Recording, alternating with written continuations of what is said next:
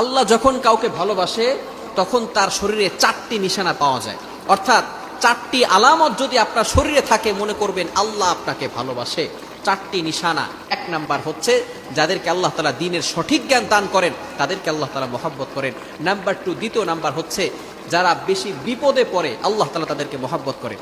যার শরীরে দেখবেন একের পর এক বিপদ আসতেছে, অসুস্থতা আসতেছে, বারবার বিপদ, একের পর এক বিপদ, একটা বিপদ যাওয়ার পর পরে আর একটা বিপদ আসতেছে, আপনি হতাশ হবেন না প্রিয় ভাই।